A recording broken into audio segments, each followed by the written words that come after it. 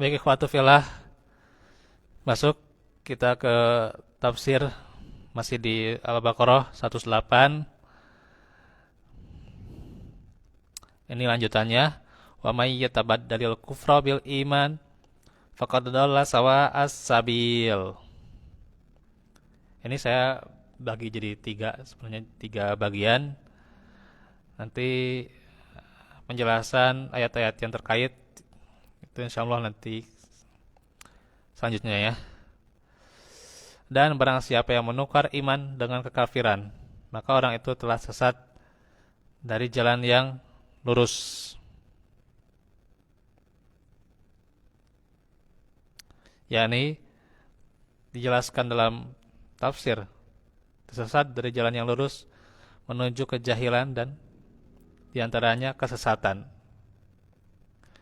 Atau disebutkan pula barang siapa yang lebih memilih kekafiran dan berpaling dari keimanan, maka ia telah keluar dari agama Islam atau keluar dari agama Allah. Karena dia telah menukar imannya dengan kekufuran. Itu ya. Tersesat dia jadi jalan yang lurus ya. Berbelok dari ketaatan ya.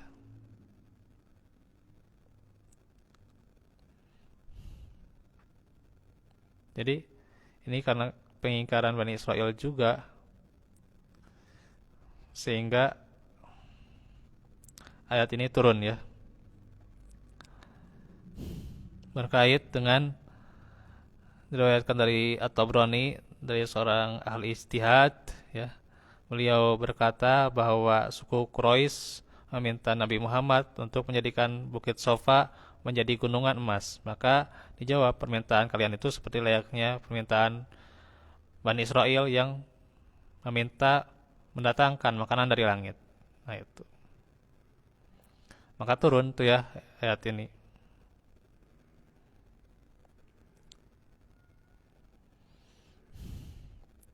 Serta orang yang demikian dalam ayat ini itu adalah lebih sesat, ya telah sesat dari jalan yang lurus. Ya, ini dalam tafsir As-Sa'di ya dijelaskan demikian.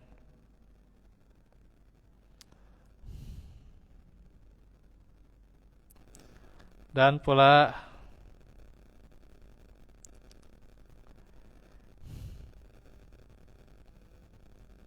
di sini kita bisa ambil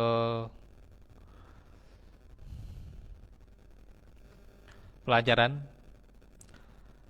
yakni celaan terhadap sikap berlebih-lebihan dalam agama ya, mengada-ada ya, atau juga diantaranya menanyakan pertanyaan yang menyulitkan ya. Pertanyaan ini atau pernyataan juga dikatakan itu menyulitkan.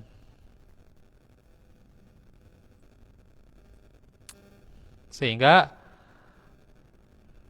sebenarnya penanya atau orang yang menyatakan bermaksud untuk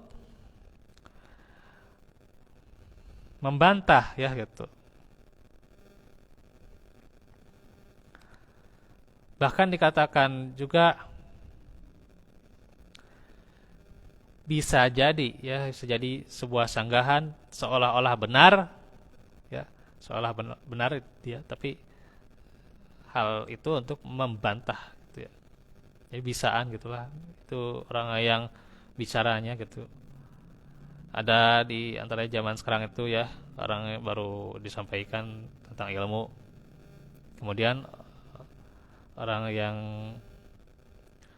mendengarkan ilmu itu ya tidak terima, ngerasa tersinggung ya gitu ya. Langsung gitu ya dia seolah-olah menasehati si mubalik yang menyampaikannya. Tapi dengan memang niatnya itu apa? Sebenarnya membantah itu ya, nggak usah dibahas lah gitu, mending sekedar dibahas gitu ya. Sambil dia sampaikan seolah-olah benar gitu ya. Nah gitu. Kan gitu. Ya,